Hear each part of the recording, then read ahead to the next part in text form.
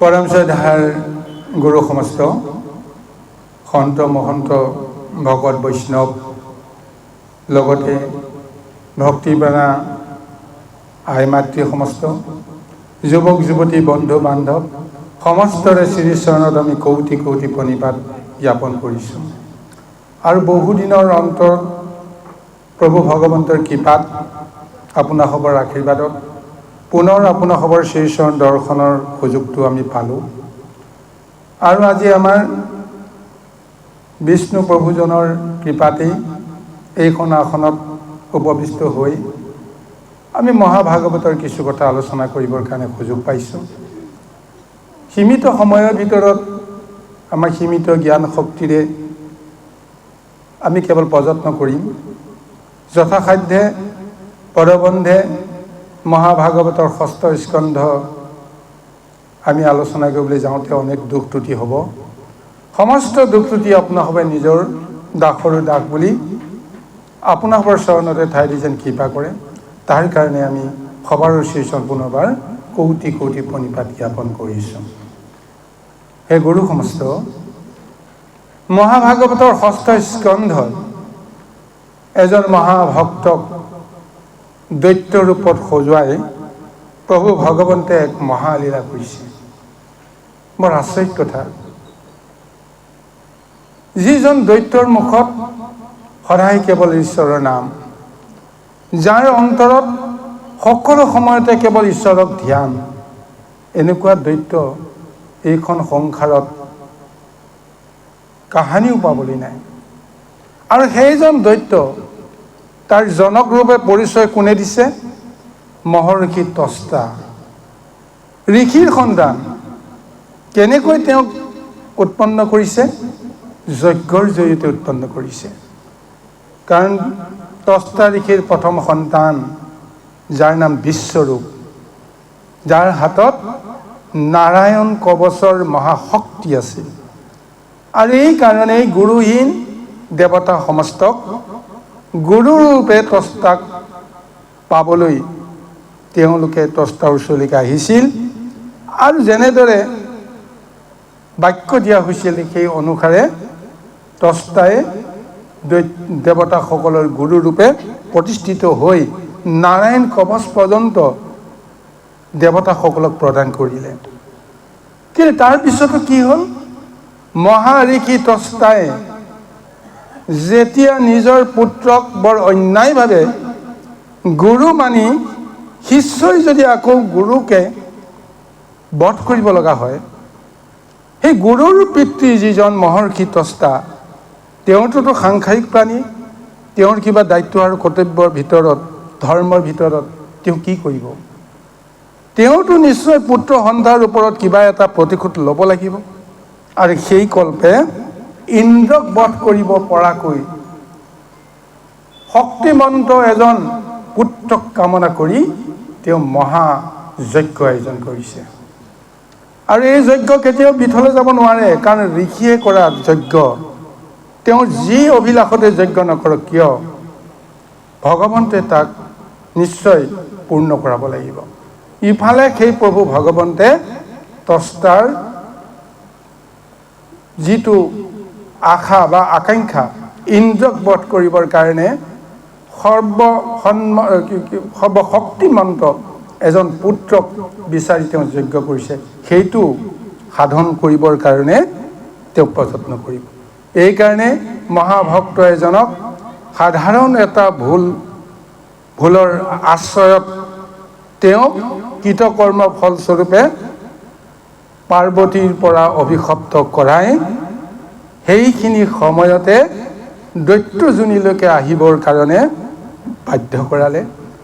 আৰু লগে লগে ত্বষ্টাৰ যজ্ঞত সেই ভক্তজন আহি যেতিয়া পৰিল, যজ্ঞৰ পৰা যেতিয়া নতুন এটা ৰূপ লৈ আহিল, আৰু সেই ৰূপটোক দেখি তিনি ত্ৰৈলোক্যৰ হাহাকাৰ লাগি গ'ল। কাৰণ যজ্ঞৰ কুণ্ডৰ পৰা ওলোৱাৰ লগে লগেই বিকট যিটো দেহ, সেই দেহটো যিমান পাৰি সিমান তেওঁ বৃদ্ধি কৰোঁতে, আৰু জন্মসূত্ৰেতো তেওঁ গমেই পাই গৈছে তেওঁৰ উদ্দেশ্য কি, যে দেৱতাসকলক বধ কৰা, ইন্দ্ৰক বধ কৰা। ভাতৃ সন্তানৰ ওপৰত প্ৰতিশোধৰ কল্পে দেৱতাসকলক বিচাৰি গৈছে, ইন্দ্ৰক বিচাৰি গৈছে। কিন্তু দেৱতাসকলে ইন্দ্ৰই প্ৰথমতে চিন্তা কৰিছিল, যোনেই নাহক আমি তাক নিশ্চয় প্ৰতিহত কৰিম। যিমান অস্ত্ৰ শস্ত্ৰ আছিল সমস্ত অস্ত্ৰ শস্ত্ৰই সি অকলশৰে সেই এজন বৃত্তাসুৰক বধ কৰিবৰ কাৰণে আগুৱাই আহিল, যদিও সমস্ত অস্ত্ৰ বৃত্তাসুৰে মুখ মেলি সমস্তকে ভক্ষণ কৰি পেলালে। দেৱতাসকলৰ আৰু অস্ত্ৰ নাই। তাৰপিছত এতিয়া পৰিত্ৰাণৰ কাৰণে এতিয়া উপায় নাপাই পলাবলৈ আৰম্ভ কৰিছে। তিনি ত্ৰৈলোক্যত পলাই ক'তো জাগা বিচাৰি পোৱা নাই, যিফালে যায় বৃত্তাসুৰে আগুৰি ধৰে। গতিকে এনেকৈ এটা সময়ত তেওঁলোকৰ উপলব্ধি হ'ল যে বৃত্তাসুৰৰ গ্ৰাসৰ পৰা আমি আৰু মুক্ত হ'ব নোৱাৰিম। গতিকে ক'লৈ পলাই যাম? পলায়োতো সাৰিব নোৱাৰোঁ। তেতিয়াই সেই দেৱবুদ্ধিৰ এটা জ্ঞান তেওঁলোকৰ অন্তৰত আহি গ'ল। যদি আমি ক'তো পলাই সাৰিবই নোৱাৰোঁ, তেতিয়াহ'লে পলাই কি লাভ? তেতিয়া তেওঁ মনত আহিল, যেতিয়া আমাৰ সহায়ৰ কাৰণে এইখন জগতত কোনো নাই, স্বয়ং প্ৰভু ভগৱন্ত আমাৰ লগত আছে। গতিকে সেইজনকে বিচাৰিব লাগিব। ইন্দ্ৰই আদেশ দিলে যে কোনেও এতিয়া পলাব নালাগে, দৈত্য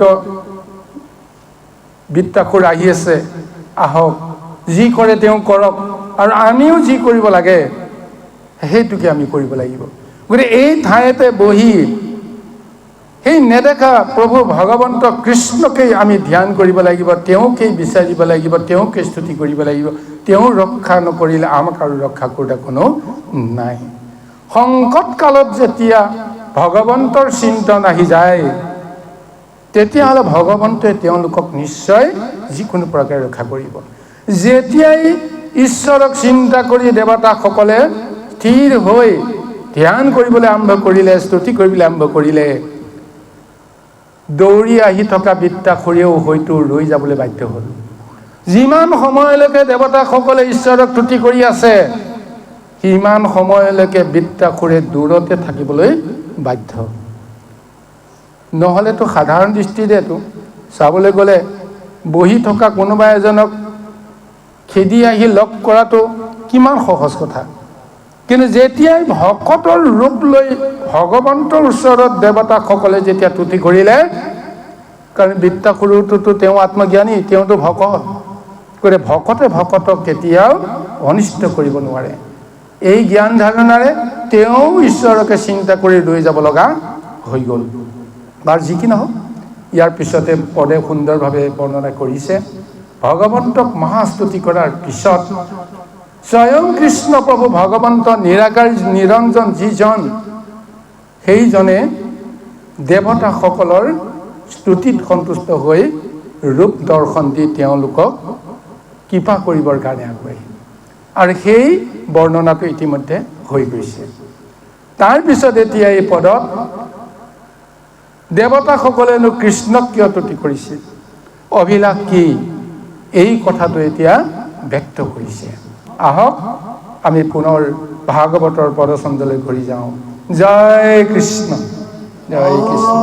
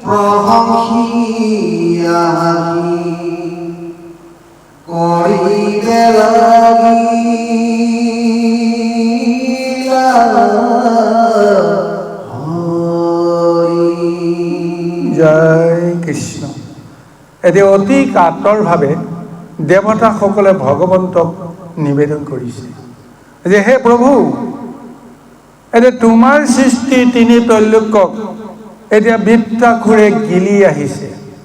যিকোনো মুহূৰ্ততেই ব্ৰহ্মৰ দৰে সৃষ্টি হোৱা এই সংসাৰ, এই দৈত্য বৃত্তাসুৰে গিলি নিঃশেষ কৰিব। অস্ত্ৰ শস্ত্ৰ সমস্তবিলাকতো ইতিমধ্যে তেওঁ গিলিলেই। গতিকে তোমাৰ বাহিৰে আৰু আমাৰ কোনো পৰিত্ৰাণৰ উপায় নাই।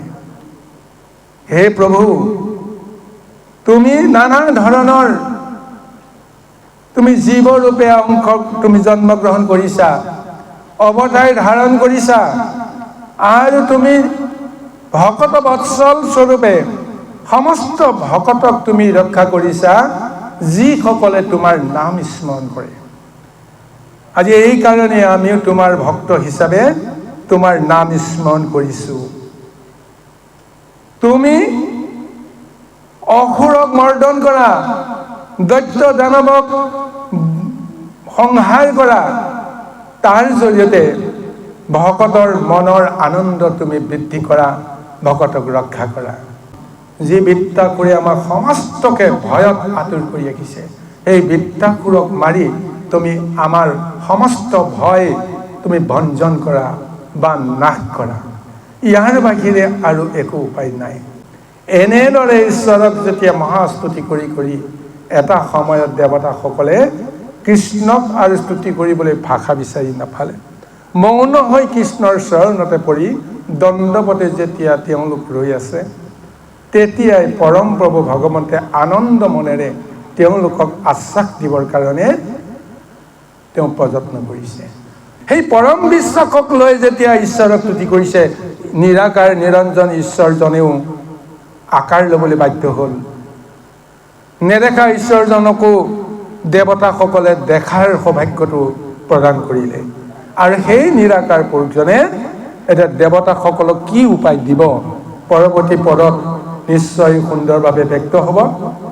কিন্তু তাৰ মাজতে এই সমস্ত আখ্যানক আঁত ধৰি মহাভাগৱতে এক উপদেশ প্ৰদান কৰিছে।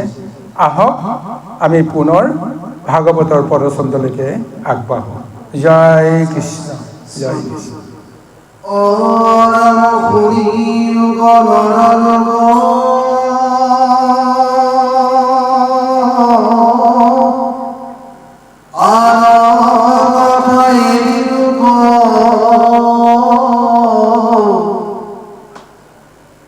কৃষ্ণ কথা কত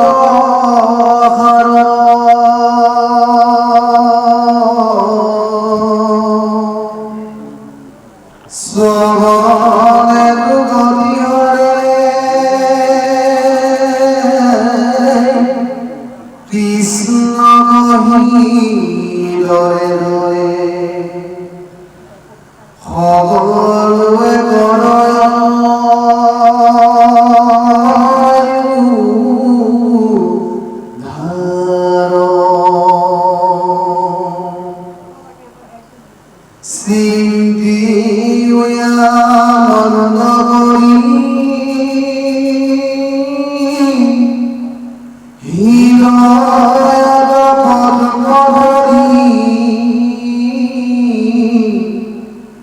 কৃষ্ণ বিনে নাহি নাহি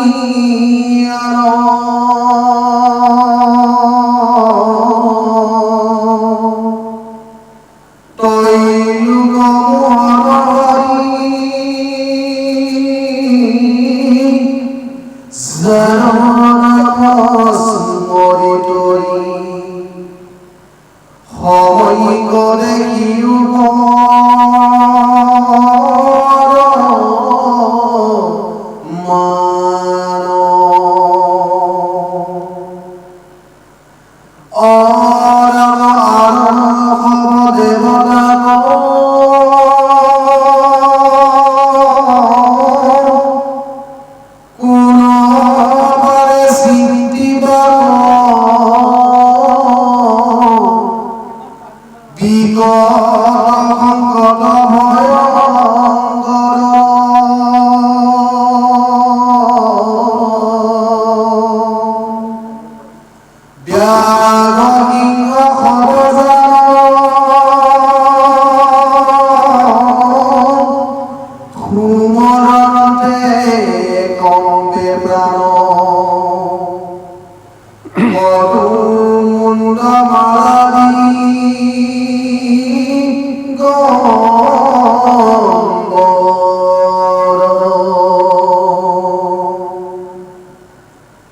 অল্পতে দুখ নাই তেজ মাংস নাখাই ভগত থাকে শীত চাই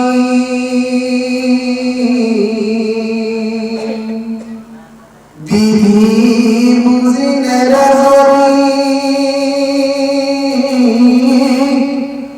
অৰে কৰি ভিনি কৰি সপোনত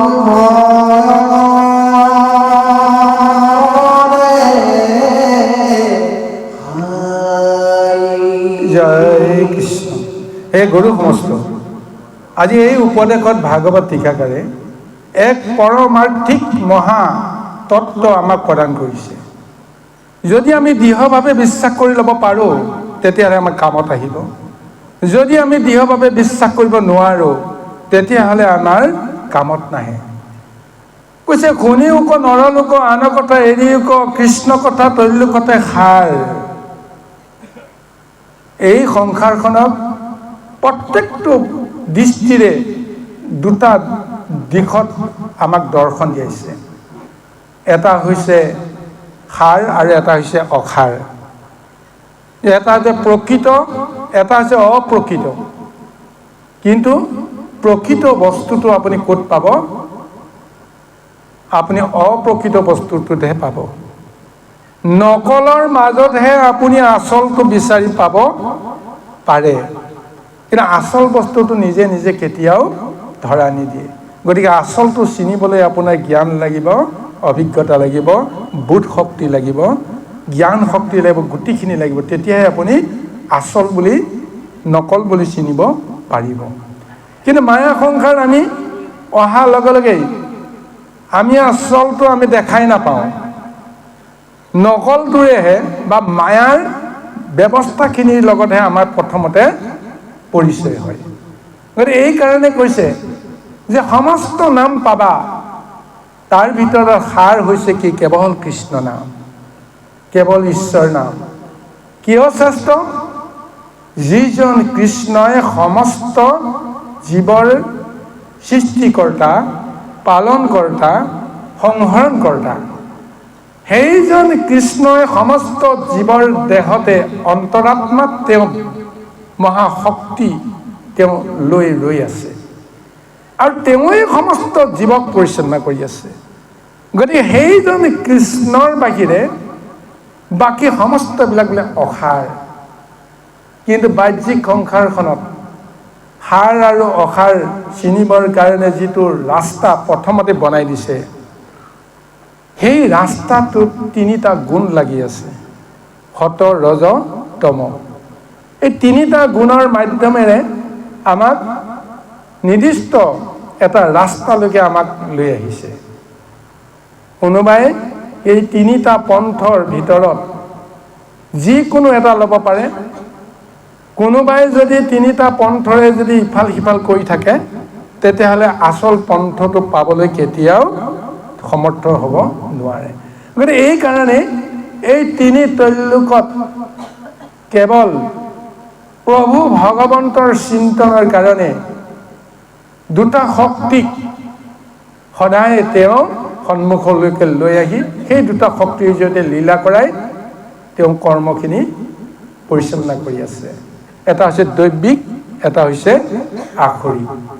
এই দুটা শক্তিক লগত লৈয়ে আমাৰ মায়াময় সংসাৰত তেওঁ লীলাকণ কৰি আনন্দ কৰি আছে। গতিকে সেইকাৰণে যে চিন্তিও আনন্দ কৰি হৃদয়ে পদ্মত ধৰি কৃষ্ণ বিনে নাহি নাহি আন, সুন্দৰভাৱে ব্যক্ত কৰিছে।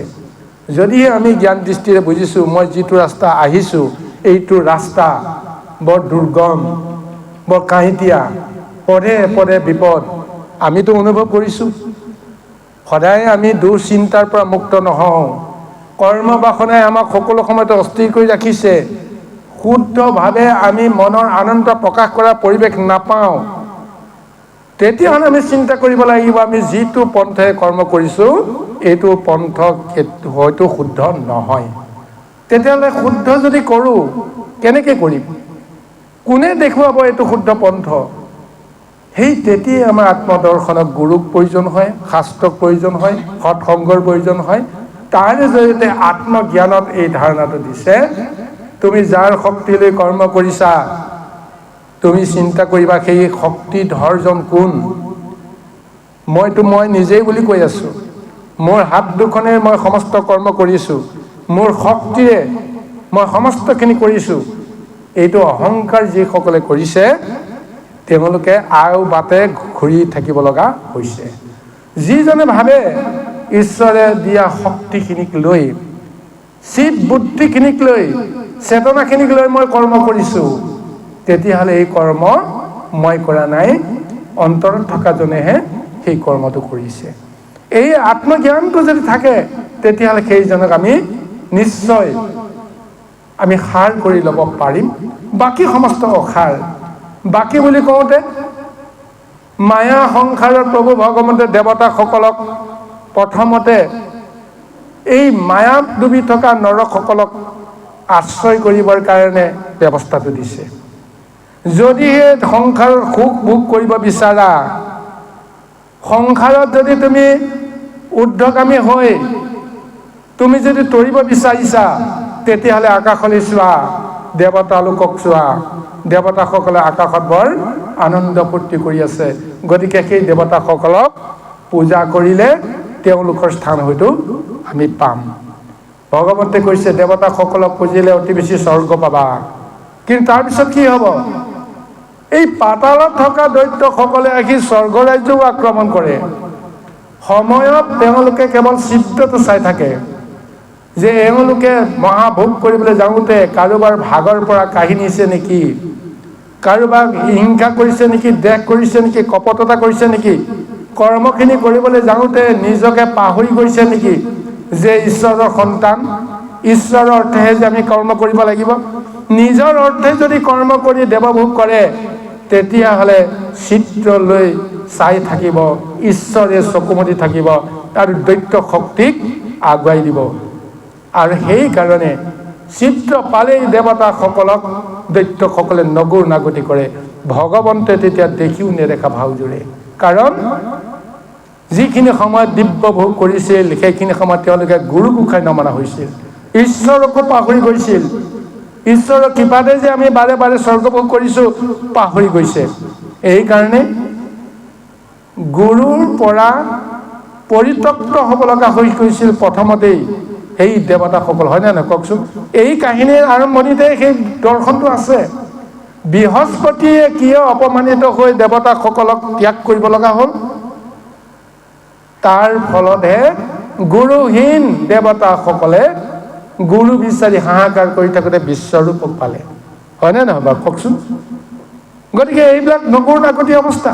গতিকে সেইকাৰণে আমাক নৰসকলক এই জ্ঞানটো দিছে যে আনক হ'ব দেৱতাক কোনে পাৰে চিন্তিবাক বিকট সংকট ভয়ংকৰ।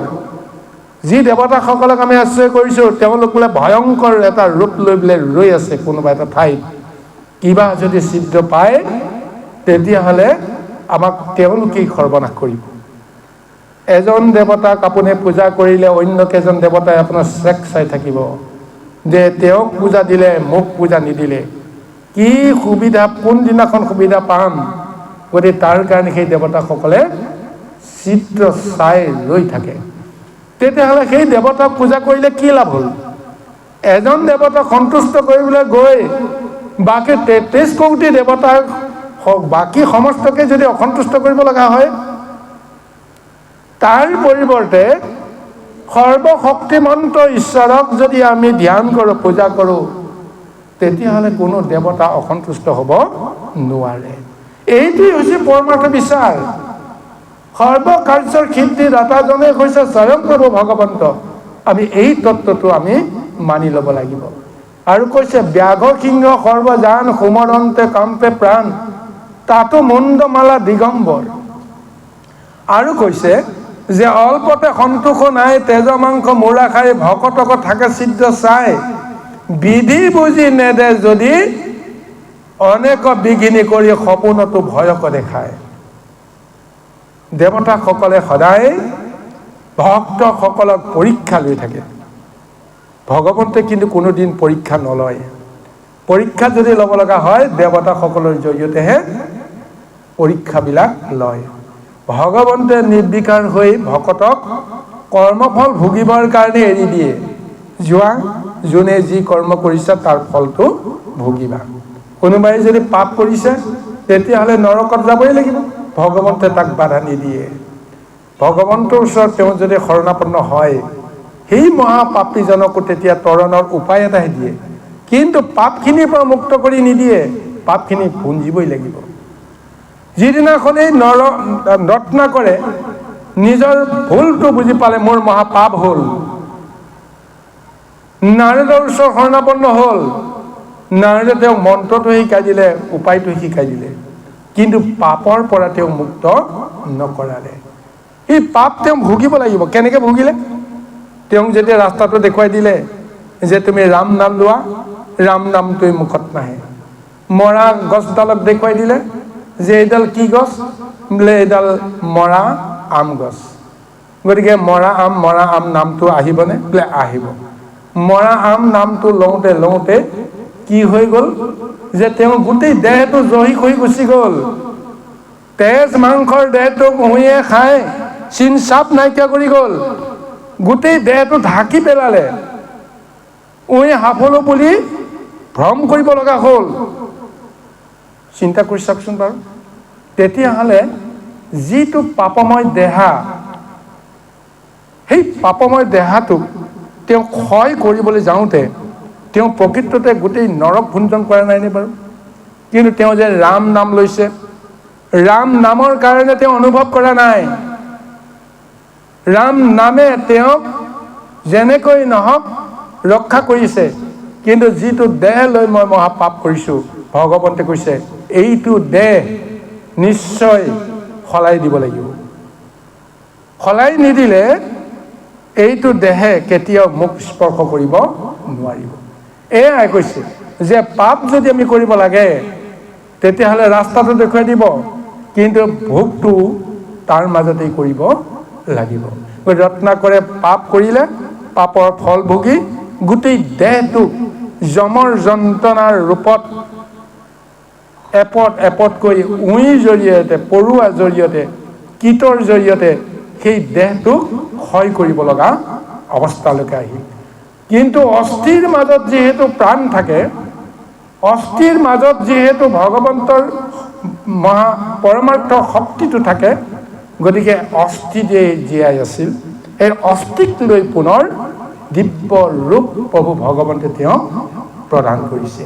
সেইটো ৰূপেহে ভকত হিচাপে তেওঁ ঈশ্বৰৰ ভক্ত হিচাপে তেওঁ পৰিচয় পাইছে আৰু সেইটো ৰূপে গতি পাব। বাৰু যি কি নহওক, আজি এনেদৰে মহাভাগৱতে আমাক এই উপদেশৰ জৰিয়তে এই কথাটো কৈছে। যি দেৱতাসকলক আমি সেৱা পূজা কৰোঁ, সেই দেৱতাসকলৰ অৱস্থা কি হ'ল? এটা দৈত্যৰ ভয়তে এতিয়া সমস্ত দেৱতাসকলৰ নগৰ নাগতি হৈ গ'ল। তেওঁলোকেও এতিয়া নেদেখাজনৰ ওচৰতে শৰণাপন্ন হৈছে। গতিকে এই কাহিনীৰ পৰা আমাক এই জ্ঞানটো দিবলৈ যত্ন কৰিছে। আমি যদি এই জ্ঞানটো ল'ব পাৰোঁ, তেতিয়াহ'লে ঈশ্বৰক যদি স্তুতি কৰাৰ বাহিৰে, আশ্ৰয় কৰাৰ বাহিৰে আমাৰ কোনো গত্যন্তৰ নাই। ঈশ্বৰক যদি আমি সন্তুষ্ট কৰিব পাৰোঁ, সমস্ত দেৱতা সন্তুষ্ট নহৈ থাকিব নোৱাৰে। গতিকে এক কাৰ্যতে আমাৰ সৰ্বসিদ্ধি সাধন হ'ব। এয়াই মহাভাগৱতৰ ভক্তি ভৰা এক মহা উপদেশ আমাৰ ভাগৱতৰ টীকাকাৰে প্ৰদান কৰিছে। আহক পিছৰ পদত আৰু কি মহা উপদেশ আমালৈ প্ৰদান কৰিছে আমি বাৰু আগবাঢ়ো। জয় কৃষ্ণ।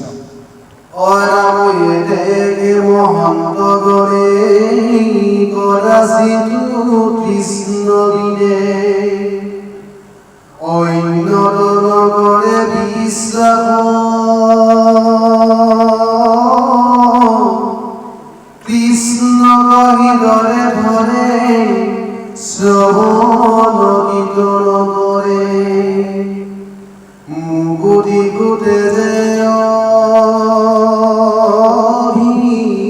অভিলাভ নুবুজিয়া মূল জনে তাকো নিন্দে ৰাতি দিনে আপুনিহে চিন্তি নিজ মাৰ কোনদিনৰ নজৰ খাইকাতে সপোন যেন একদিলে হৰে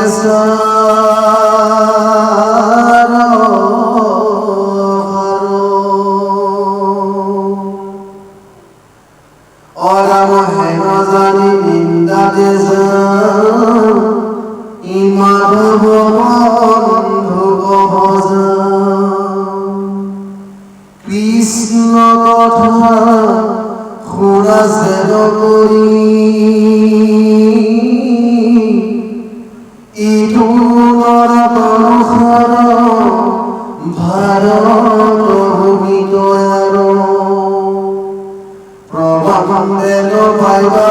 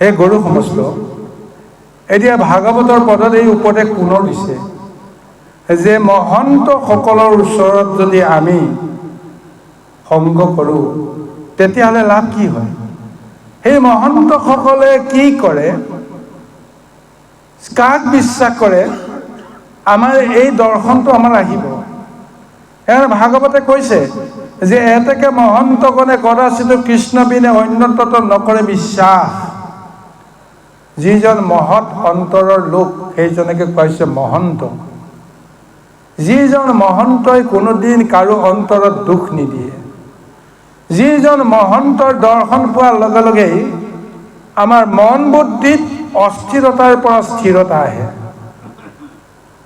আমি নানা সংকটত জৰ্জৰিত হৈ উপায়বিহীন হৈ থকা অৱস্থাত আমি যদি সেই সংকটৰ পৰা উদ্ধাৰ পাব লাগে আমি দুজনৰ ভিতৰত কোনোবা এজনৰ ওচৰলৈকে যাম এজন হৈছে দুৰ্জন এজন হৈছে সজ্জন দুৰ্জনৰ ওচৰলৈ যদি যাওঁ তেতিয়াহ'লে আমাৰ সংকটৰ সময়ত তেওঁলোকে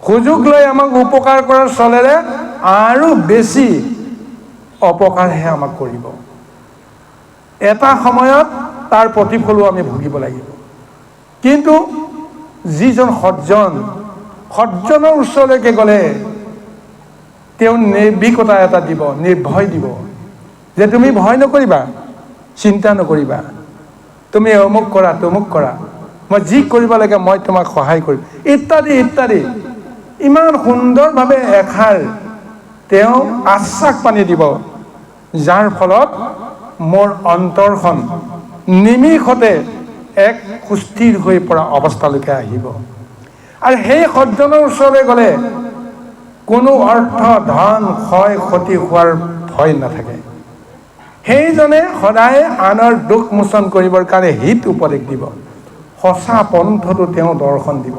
কিন্তু দুৰ্জনৰ ওচৰলৈ গ'লে নানা ধৰণৰ কুমন্ত্ৰ দিব, কু কথাৰে কু পন্থৰে তেওঁক যিফালে যাব লাগে সেইফালে যাবলৈ নিদি বিপথে পৰিচালিত কৰে।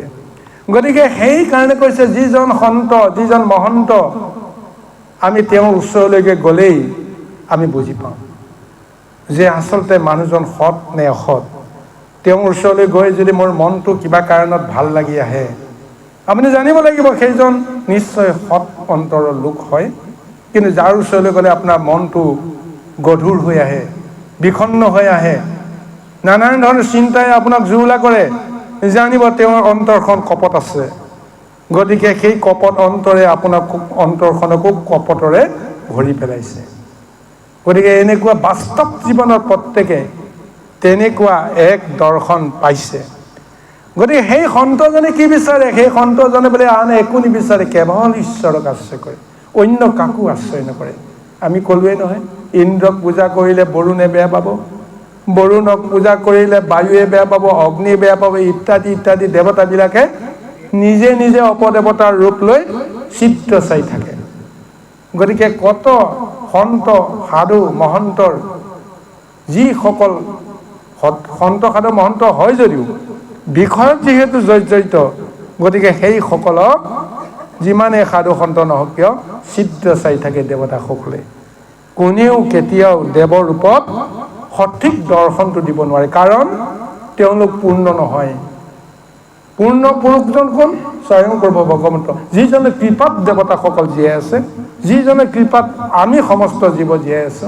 গতিকে হেন জানি শ্ৰেষ্ঠজনকে আশ্ৰয় কৰি বাকী সমস্ত জনৰ লগত সৎ ভাৱনাৰে আমি সংগ কৰি কাৰো প্ৰতি অন্যায় আচৰণ নকৰাকৈ কৰিব পৰা জনক, কাকো শত্ৰু জ্ঞান নকৰা জনক কোনেও কেতিয়াও শত্ৰু জ্ঞান কৰিব নোৱাৰে।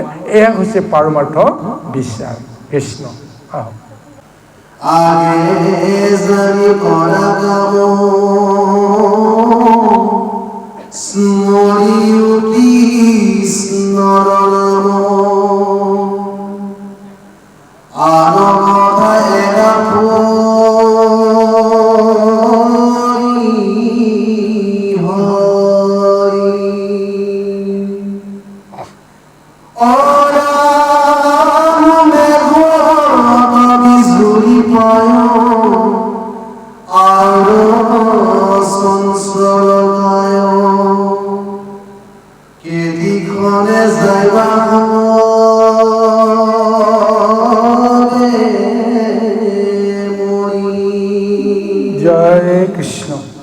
আমাক এক আত্মদৰ্শনো দিছে যে আমি এই বিষয় সংসাৰত কিয় আমি ভুল কৰোঁ, কিয় আমি বিপথে পৰিচালনা হ'ব লগা হয়।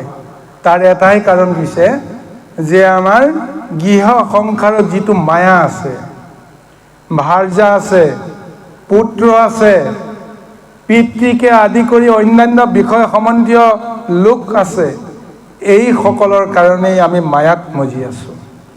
এইসকলৰ কাৰণে আমি ধন উপাৰ্জন কৰোঁ, মোৰ বুলি আমি গৰ্ব অহংকাৰ কৰোঁ, কিন্তু বাস্তৱতে আমি কাৰো নহয়। এই জ্ঞানটো আত্মদৰ্শনে ল'বলৈ কোৱা হৈছে।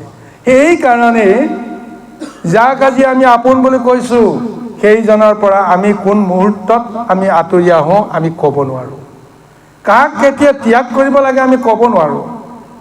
যিজনক মই আপোন বুলি ভাবিছোঁ তেওঁ কেনেকৈ আমাৰ বুকুৰ পৰা ওলাই গুচি যায় তাকো আমি কেতিয়াও ধৰি বান্ধি ৰাখিব নোৱাৰোঁ। যিটো দেহক আমি আটাইতকৈ বেছি আপোন বুলি ভাবোঁ, এইটো দেহকো আমি নিজে ৰক্ষা কৰিব নোৱাৰোঁ। গতিকে এই দেহটোক মই এতিয়া আপোন বুলি ভবাৰ যিটো মোহ, এই মোহটো আমি ত্যাগ কৰিব লাগিব। কিয় ত্যাগ কৰিব লাগে? যে নিতে নিতে আয়ু পাত চেতনা নাই হিকে গাত ফুৰা যেন বাতুল চেঞ্চাই কেন মতে নিস্তাৰি বা যমপুৰ বংশী বাহা নিচিন্তিলা ইহাৰ উপায়। এই জ্ঞানটোকে আমাক ল'বলৈ দিছে যে আমাৰ জন্ম কেতিয়া হ'ল আমি ক'ব নোৱাৰোঁ। যিদিনাখনৰ পৰাই অকণমান চিন্তা শক্তি বোধ শক্তি পাইছোঁ তেতিয়াৰ পৰা আমাৰ অলপ অলপ মনত আছে, কিন্তু বাকী সমস্তবিলাক আমি এতিয়া পাহৰি পাহৰি গৈ আছোঁ। অৰ্থাৎ সেই শিশুৰ পৰা এতিয়া আমি বালক হ'লোঁ, বালকৰ পৰা যুৱক হ'লোঁ, যুৱকৰ পৰা আমি এতিয়া পৈণত হ'লোঁ, তাৰপিছত এতিয়া লাহে লাহে আমি বৃদ্ধ হ'লোঁ। আৰু এই মুহূৰ্তত আমি প্ৰত্যেকেই নিজে নিজেই গম পাই আছোঁ যে আমি আৰু বেছি দিন এইখন সংসাৰত থাকিব নোৱাৰোঁ। তেতিয়াহ'লে যিটো দেহৰ কাৰণে আমি ইমান কষ্ট কৰি আছোঁ, ইষ্টজনৰ কাৰণে আমি ইমান চেষ্টা কৰিছোঁ, তেতিয়াহ'লে কাৰ লাভ হ'ল? তেওঁলোকৰ লাভ হ'ল নে মোৰ লাভ হ'ল? তেওঁলোকৰ কি লাভ হৈছে বেলেগ কথা, কিন্তু মোৰ একো লাভ নহ'ল। কাৰণ মই সদায় নিতে নিতে আয়ুস ক্ষয় কৰি গৈ আছোঁ। মোৰ পৰমায়ুৰ পৰা সূৰ্য উদয় হোৱাৰ লগে লগে এটা দিন মই হেৰুৱাই আছোঁ। তেতিয়াহ'লে এই পাৰ হোৱা সময়খিনিত মই আচল সত্যটো কি বুজিব পাৰিলোঁনে? মই কাৰ হৈ কাম কৰিছোঁ, কিয় কৰিছোঁ, কৰি মোৰ কি লাভ হৈছে? কিন্তু এটাই পাইছোঁ, কোনোদিন আমাৰ সুখ নাই, কোনোদিন আমাৰ শান্তি নাই, কোনোদিন আশা আকাংক্ষাৰ অন্ত নাই। সমস্ত সময়ে আমি চঞ্চলভাৱে অস্থিৰভাৱে দুখ বেদনাৰ যন্ত্ৰণা তাপ শোকৰ পৰা আমি পৰিত্ৰাণ কোনো সময়ত পোৱা নাই। এইটো জীৱনৰ কাৰণে আমি সংসাৰলৈকে আহিছিলোঁ নেকি? ভগৱন্তে সেইকাৰণে আমাক আত্মদৰ্শন ল'বলৈ কৈছে যে এইখন সংসাৰলৈ তুমি কান্দি কান্দি আহিছা, পূৰ্ব জন্মৰ মহা যিখিনি দুখ আছিল সেইখিনি নাশ কৰিবৰ কাৰণে প্ৰত্যেক জীৱই কান্দি কান্দি সংসাৰলৈ আহিব লাগে। তুমি এইখন সংসাৰত কান্দি কান্দি যি কৰ্ম নকৰা কিয়, জীৱনৰ অন্তিমত তুমি হাঁহি হাঁহি সংসাৰৰ পৰা যাব লাগিব।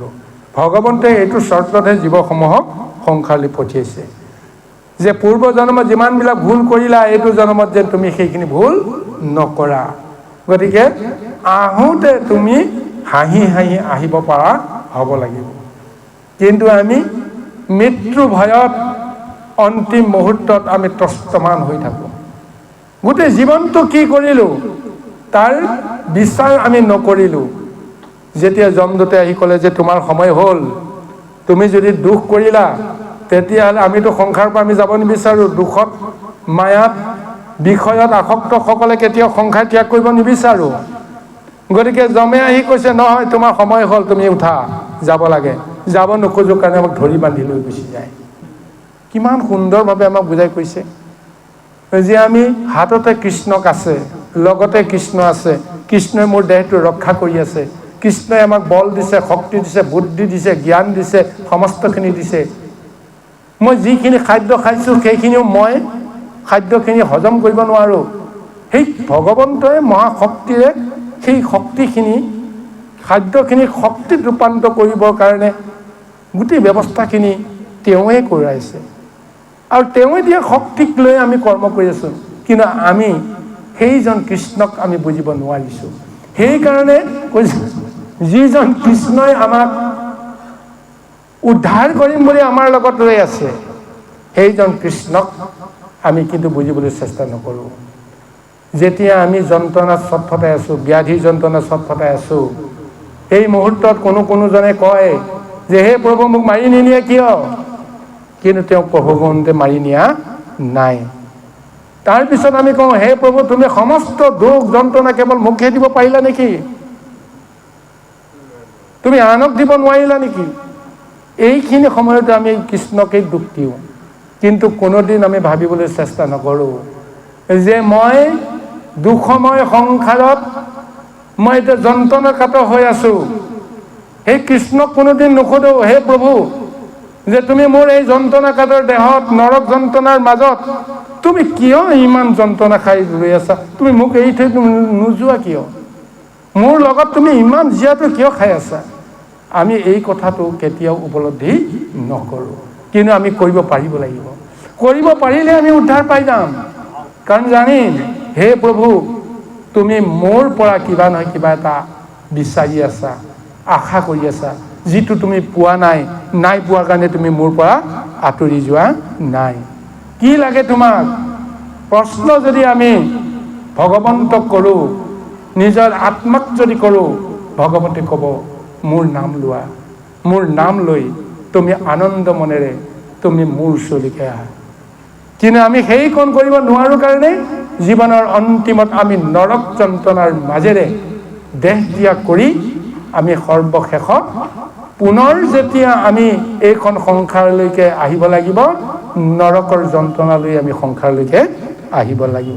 এইকাৰণে পৰীক্ষিতে তেওঁ সংকল্পটো শুনাই দিছে সমস্ত জগতক, ঋষিমুনিসকলক কৈছে যে আপোনালোকে যি উপায় দিছে মই সেই উপায়টো মানিব পৰা নাই।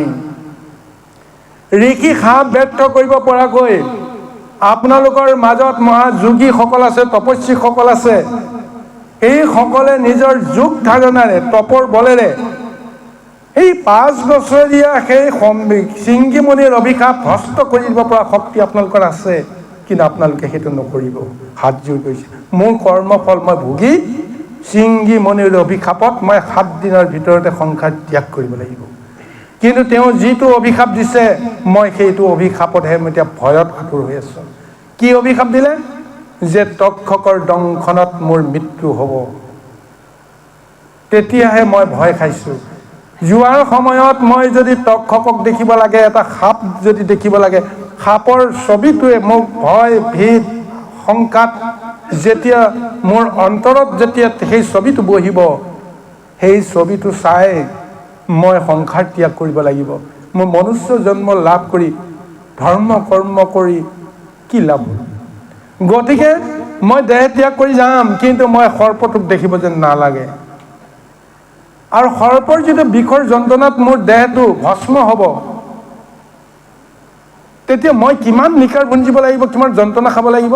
তেতিয়া কৈছে সৰ্পৰ বিষেও যেন মোক কোনো কাৰণতে পৰখ কৰিব নোৱাৰে, মই যেন অনুভৱ কৰিব নোৱাৰোঁ। তাৰ পৰিৱৰ্তে মই আনন্দ মনেৰে কেনেকৈ সংসাৰ ত্যাগ কৰিব পাৰোঁ তাৰ সেই ব্যৱস্থাটো দিব লাগে। এয়াই হৈছে মনুষ্যৰ আকাংক্ষা। যিজন সজ্জন সেইজনে কৃষ্ণ নাম ল'ব, কৃষ্ণৰ ৰূপটো দৰ্শন কৰিব, কৃষ্ণৰ কথা চিন্তা কৰি সমস্ত জগতক অসাৰ বুলি জ্ঞান কৰিব, সেইজনেই সংসাৰৰ পৰা পৰম মুক্তি লাভ কৰিব। কিন্তু আমাৰ বাস্তৱতে হয় কি, মৃত্যুৰ সময়ত যেতিয়া আমি জানো যে মোৰ আৰু বেছি সময় নাই, তেতিয়া আমি নিজৰ সা সম্পত্তিৰ হিচাপ কৰি এই সম্পত্তিখিনি হয় আমাৰ পুত্ৰ পুত্ৰাদিসকলক ভগাই দিবৰ কাৰণে তেতিয়াই মই চেষ্টা কৰোঁ, নাইবা যেনেকেই নহওক কোনোবাই নহয় কোনোবাই মোক ৰক্ষা কৰক, এনেকুৱা এটা ধ্যান ধাৰণা লৈ আমি মৃত্যুৰ শংকাত ভুগি থাকোঁ। কিন্তু যি মুহূৰ্তত আমি কৃষ্ণ নাম লৈ নিজৰ মন প্ৰাণ পবিত্ৰ কৰি সমস্ত বিষয় সংসাৰ কৃষ্ণকে সমৰ্পণ কৰিব পাৰোঁ, সেইখিনি সময়ত আমাৰ মনত সেই বিষয় আসক্তি খেতি ক্ৰিয়া নকৰিব। গতিকে এইটো ব্যৱস্থাইহে পৰীক্ষিতে বিচাৰিছিল, আৰু অন্তিমত সেই ব্যৱস্থাটো শুকমুনিৰ জৰিয়তে যিটো মহাভাগৱতৰ মূৰ্তিৰ স্বৰূপটো পাই গ'ল, সেইখিনিতে তেওঁ সাৰ্থক হৈ গ'ল।